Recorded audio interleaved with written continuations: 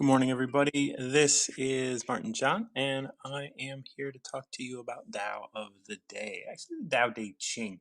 I just started writing my own version of the Tao, which has been fun. So if you happen to pick a number that I have covered, I may be able to work with you on my version of the Tao. I want to see.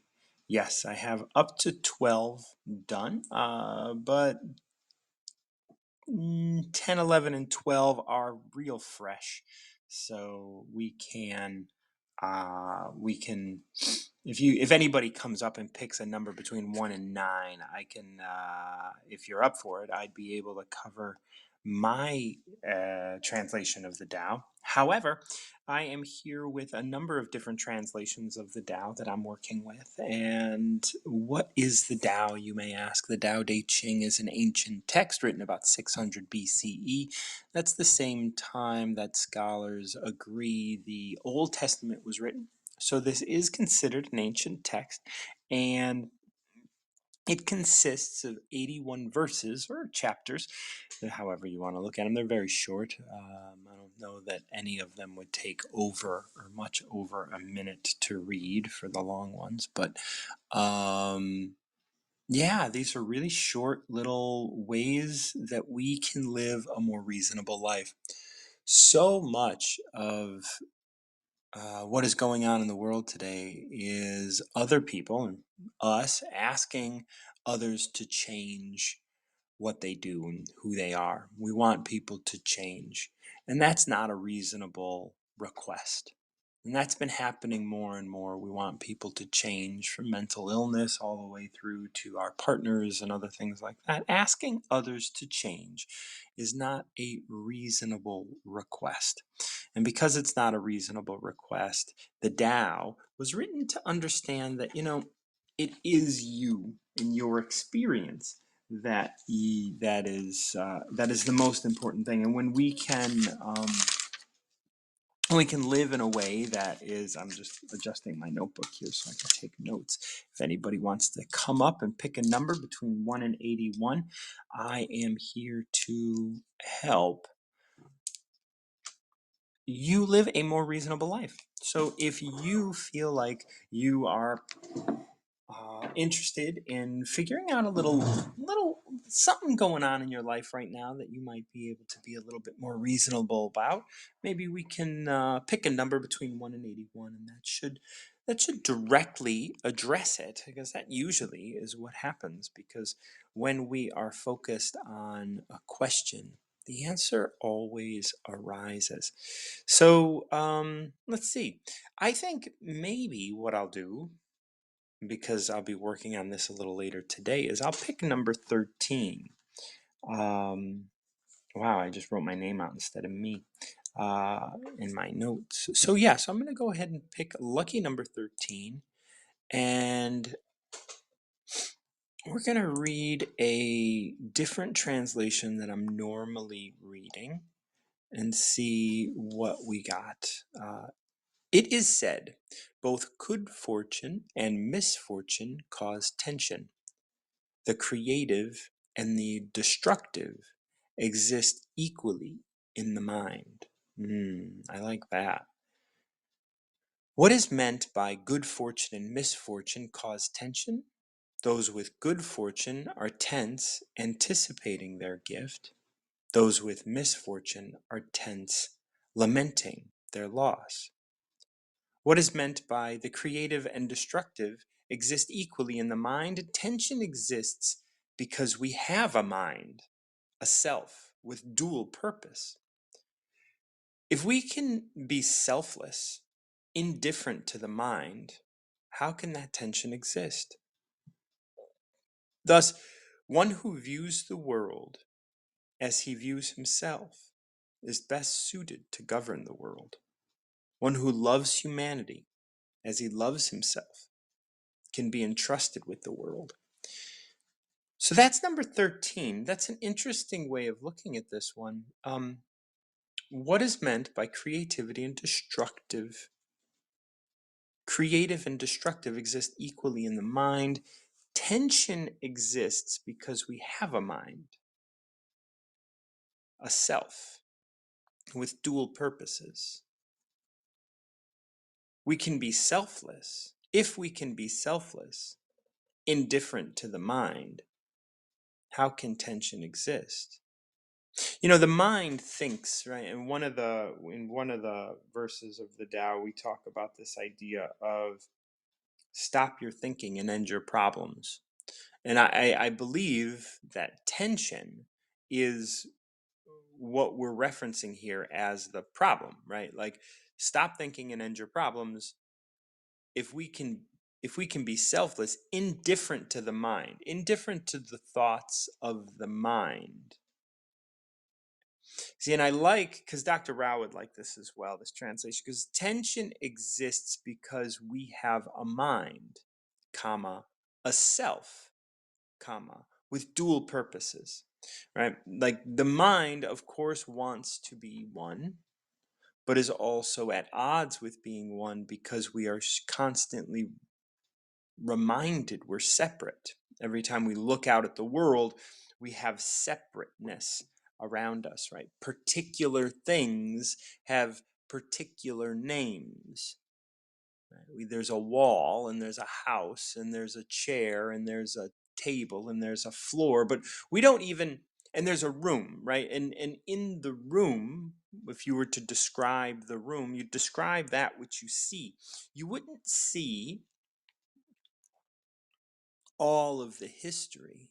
You'd be able to, a lot of people say you can feel the history when you go into like an old apartment. Oh, you can just feel the children running through this apartment, right? Like when you go into an apartment that, has bedrooms in it, is, from the late 1800s, you can feel families were raised there. It is said both good fortune and misfortune cause tension. The creative and the destructive exist equally in the mind. See, I like the creative and the destructive exist equally in the mind. Of course, good fortune and bad fortune both cause tension. Of course, that's true. Of course it is. It's a different kind of tension. What's the difference between yes and no? What's the difference between success and failure? Must I value what others value, avoid what others avoid? How ridiculous. That reminds me of this verse, and I'm wondering if it is this verse. What is meant success is as dangerous as failure, hope is as hollow as fear. Yeah, no, this is not that one, but it does remind me of that, right? Like, what is the difference between the tension that good fortune causes and the tension that misfortune causes? Wouldn't it be best to have neither and to just be present in bliss at this moment? The creative and destructive, both creative and destructive, exist within the mind equally. I really love that because we don't, pardon me, we don't like to admit that we're destructive. We don't like to admit that we're bad people, or we don't like to admit that we're not benevolent, or we're not great, or whatever. We like to think that, and we like to speak about things in a way that is constantly on the good. We're good people, right? We are good people, and that's it. And I have good reason to do what I do. But if we were to be more indifferent to ourselves, we would be able, what a great thing to be, first of all, right? Because you are so self-biased that everything you do is about you. Right? You get angry because there's traffic and you want to get to where you want to get to. You get angry that other people are selfish as well when they go around traffic. Right? We do that. We do all of those things because we are so biased for ourselves and our friends and loved ones, right? Like, we want the best for them. And of course, other people can have it as well, as long as our friends do, and as long as we do. And then maybe we can be okay with other people having it as well. That's a it's a tough place to be, in that way. It's a tough way to go when we are going in this direction of bias. But if you cannot hold a bias for yourself, you'll be able to see the world a lot more plainly. And I love that. Like this is such about, like, I feel like this verse is about bias. What is it meant by good fortune and misfortune cause tension? Those who with good fortune anticipate their gift. It's interesting. We talk about addiction. I talk about addiction. I don't know if we do, but I do. Having 21 years clean and sober, I there's a lot I can talk about. So when the opponent process as it exists in a person, when they start anticipating, the anticipation is what people are addicted to. That's what a lot of people are saying now. It's like when it is, you get you get a huge high when you're purchasing, and then when you actually shoot up or when you actually use or whatever, like, the high isn't as great. Like, your body actually responds to anticipation so much more.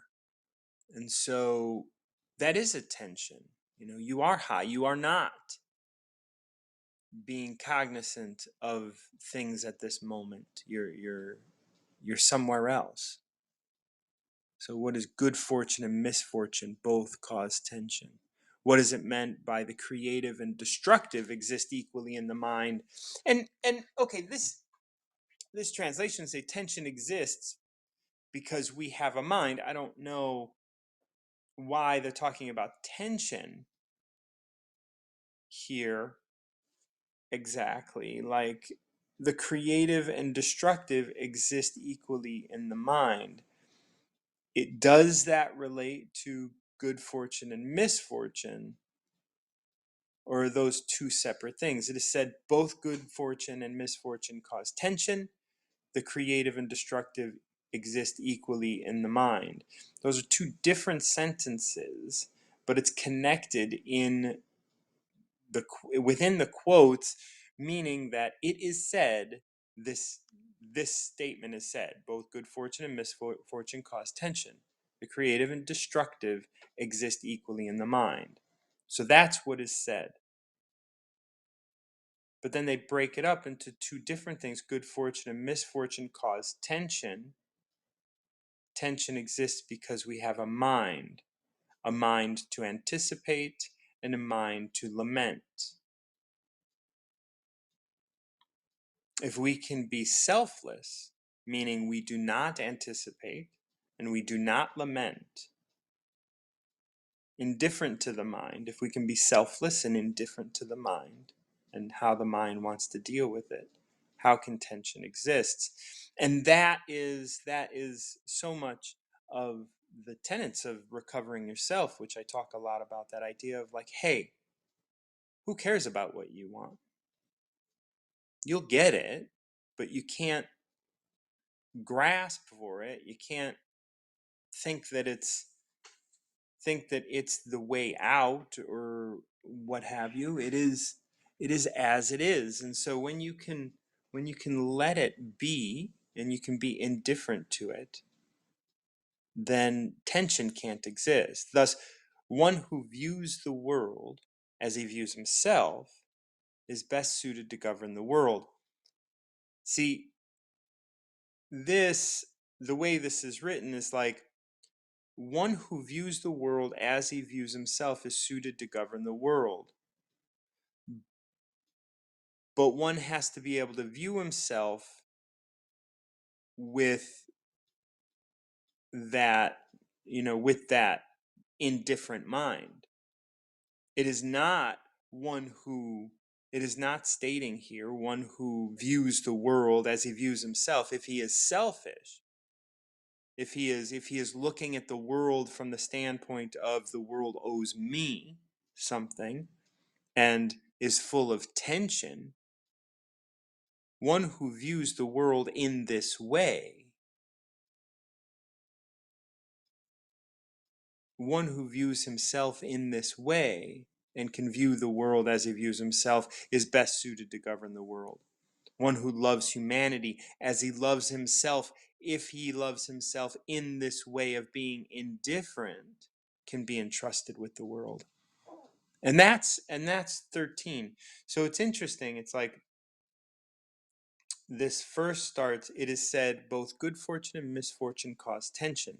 The creative and destructive exist equally in the mind.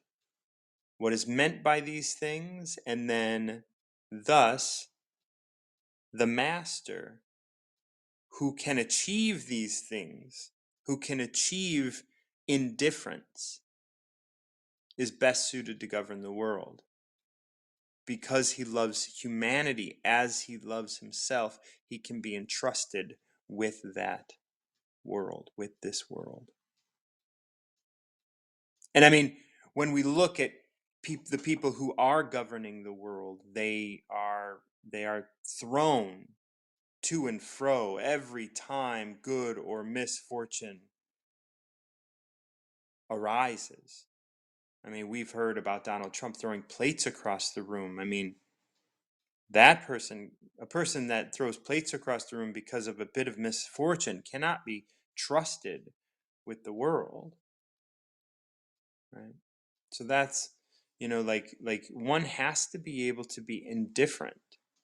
If you are not indifferent, if you are not selfless, then you cannot achieve that space of being a master.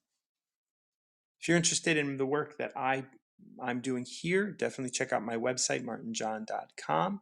If you benefit from the work that I do here, consider tipping through Venmo at martinjohn_Garcia.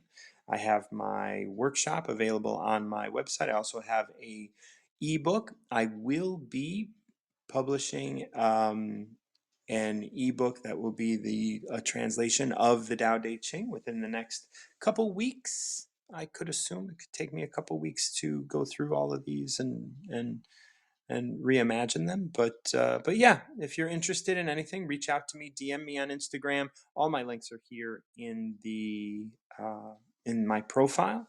Oh, we do have someone coming up. Marcy, I'm wondering how your weekend was after we chatted.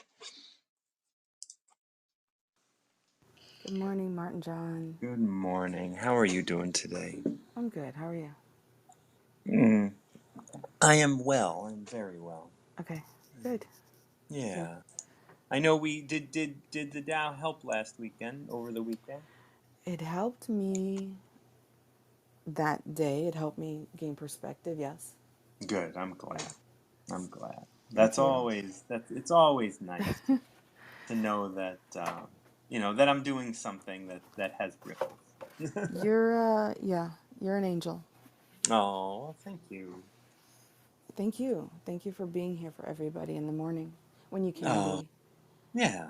Yeah. Nice. Pick a number for me. 41. Okay. I was just looking at it, and so I figured I'd pick it. Okay. Let me try a different translation, maybe. There's 41 here. Okay.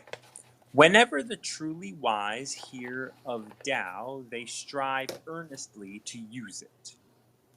Whenever the mediocre hear of Tao, they are aware yet unaware of it. Whenever the stupid hear of Tao, they laugh out loud. If it were not laughed at, it would not be Tao.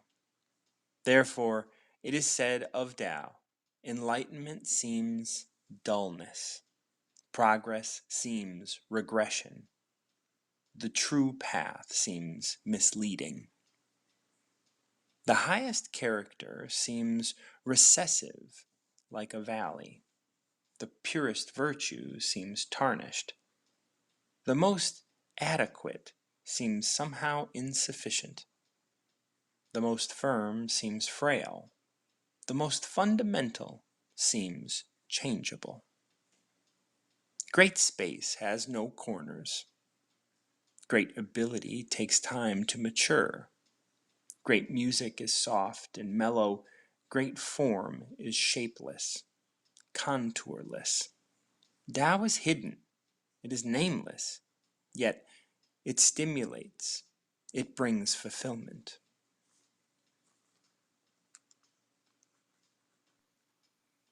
I'm here. I was washing dishes. Yeah. Thank you for going on mute for that. Sometimes that can be distracting. Yeah, I know, I know. Apologies. Um, Again, exactly what I needed to hear today. I'm so glad to hear that. Yeah, thank you. This is a new translation for me, and I'm enjoying it. I I enjoy that one. The very first lines resonated the most, but there was so much more in there that speaks to me. Yeah, yeah. So, We can look at this if you have the time. yep, yep, I'm Yeah. all yours. Whenever the truly wise hear, see, this is a beautiful beginning because we have these three different levels, right? And Right. and I don't really like the stupid, Neither do but I laughed. yeah, yeah. But there it is. So whenever the truly wise hear of the Tao, they strive earnestly to use it. Whenever the mediocre hear the Tao, they are aware yet unaware of it. Whenever the stupid hear the Tao, they laugh out loud. If it were not laughed at, it would not be Tao. And that's the thing I want to focus on. If it were not laughed Yep, at, it would not be Tao. that was the part Yeah, that it actually made me laugh because I said, this is fact. yeah. This is exactly what it is. And it's usually in all things. And I needed to hear it this morning because someone questioned my abilities. And I Mm. laughed. I said, really? Okay. I said, well, you don't know me. Right. And it's okay that you feel that way. Right. I don't have anything to prove to you. Oh, gone. Yeah, Nothing to prove. that's it. Nothing to So when prove. I heard this, it was, like I said, it's what I needed to hear. I wasn't put off by it. I said, wow, I haven't been challenged like that in a while. And it's okay. It's going to happen. Yeah. I wanna. So let me see if I have this here. I am doing my own translation of the Tao right now, and I want to read a line from one of the things that I wrote yesterday. Okay. Fill your life with proof, and challenges will best you. That is one of the lines that I wrote for a verse of the Tao. And like, if you are constantly living your life trying to prove yourself, then challenges will just keep showing up because and you will continue to be challenged all the time if you feel like you need to prove yourself. You do not need to prove yourself Right. ever. No. And that's such a it's so important to know that. And the Tao doesn't need to prove itself. It just and go ahead, laugh at it if you must. That's on you. And that's understanding that what you see is a reflection of you, and what I'm producing is just a reflection of me. So if I'm nice to you and you stab me in the back, well, Oh, yeah. that doesn't say anything about me. No. At all. At all. Um, Seems to happen a lot more once we own it because there's going to be people who are uncomfortable with us. There's that transition. You have to Yep. transition from one to the other, and that's when you let your guard down, and then a lot of people come in, but then it settles out. I've noticed it settles Yes, out. absolutely. Yeah. Like I said, I go through this often, and it's Mm-hmm. because I'm ever evolving and learning. Always, yes. And that will always cause overlap from the old you to the new you. Yes. And Wow. and that new you is always going to be stronger, but you definitely have to get through those. I remember, with my addiction stuff, it just seemed, and I don't know if this is still a thing, it's like 3 weeks and 3 months. Those are the challenges that you will receive, right? You will receive huge challenges at 3 weeks, 3 months, And I don't know, like, and continually, but like those are big challenges that I always saw when I quit using. Like, I was presented with, an opportunity to use, right? When I quit drinking, I was presented with opportunities to drink. And those I always feel like that's our bodies, because we taught ourselves how to look for opportunities to do something. Whether that's, if we're angry people, we get opportunities to, or let's find an opportunity to get angry. If we're drug users, let's find an opportunity to use or to acquire. If we're alcoholics, same Alcoholics. thing, Oh, reading my right? mind. Let's find the opportunity. Well, then you stop looking for the opportunity, and but that subconscious part of you is still running that program. And so it just seems that, like, oh, I want to see, like, if we go from someone that had to prove ourselves because, our parents always wanted us to prove ourselves and get good grades and do all the things. We go Yep. out in the world having to prove ourselves. And then when we realize we have nothing to prove, we say, "Nope, I don't have anything to prove." And then all of a sudden, some motherfucker steps up and says, "No, you got to prove yourself, and I'm not going to let go until you do." Yep. And it's like, Why? "No, I'm not going to do it. I'm To not what going to end? fall." To what end? Yeah, right. Absolutely. And I always feel like if you do falter and you prove yourself, that's your body kind of asking you, are you sure you want to not prove yourself? Because you've wanted to do that for so long. Here's an opportunity. Go ahead and do it. But then that just brings you back to where you were. It's like, and okay, one step back, two steps forward, that's fine.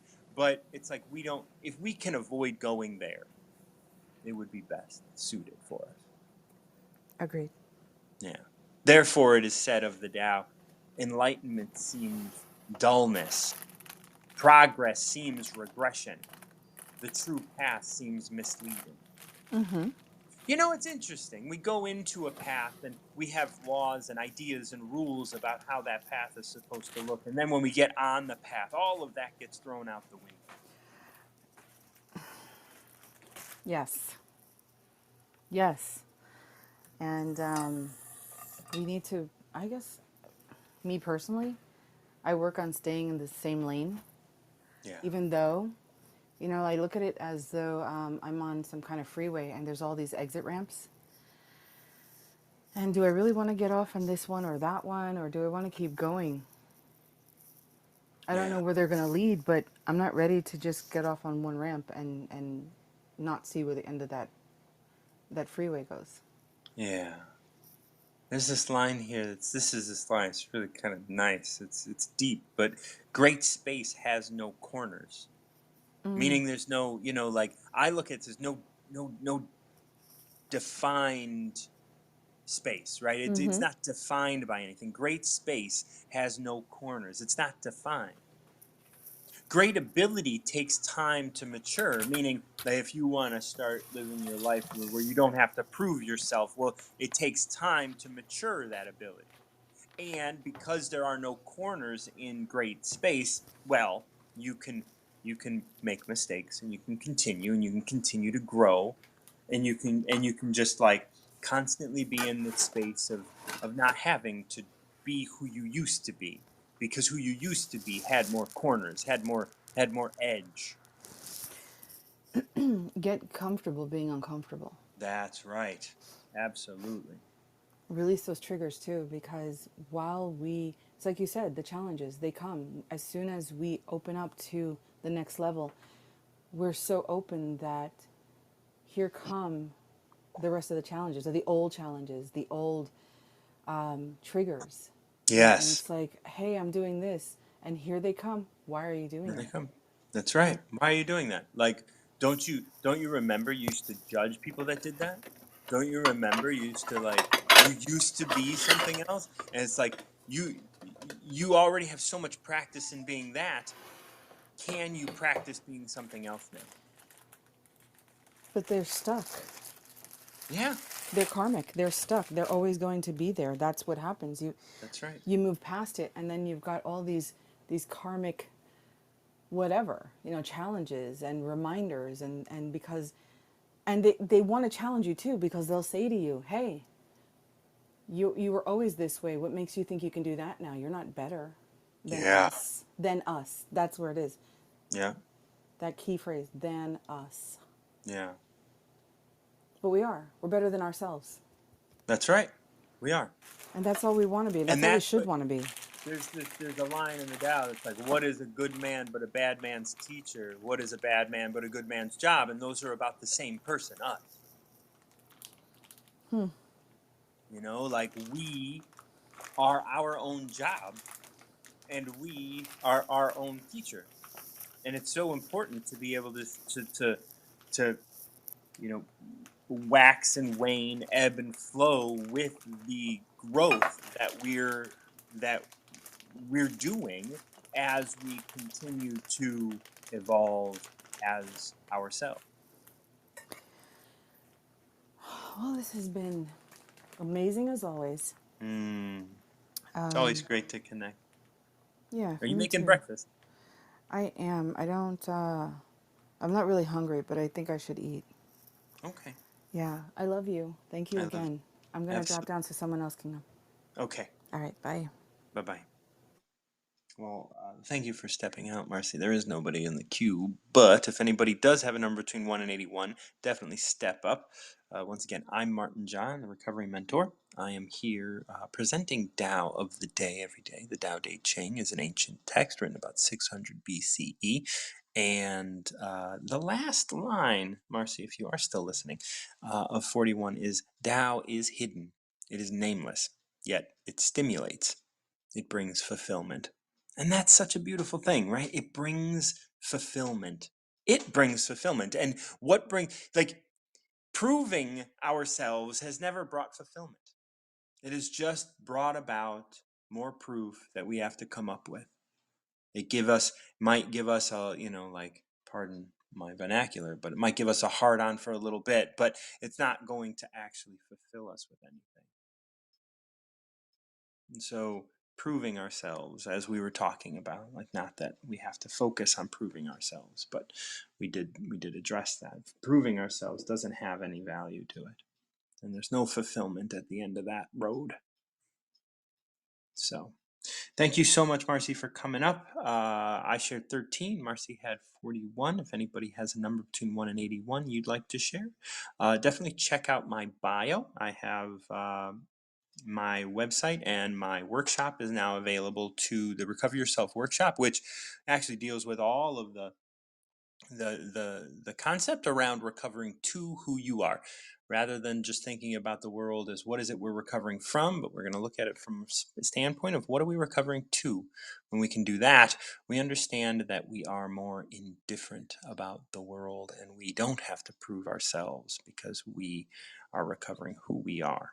Thank you so much for joining me on this Tao of the Day, and until next time, keep recovering yourself.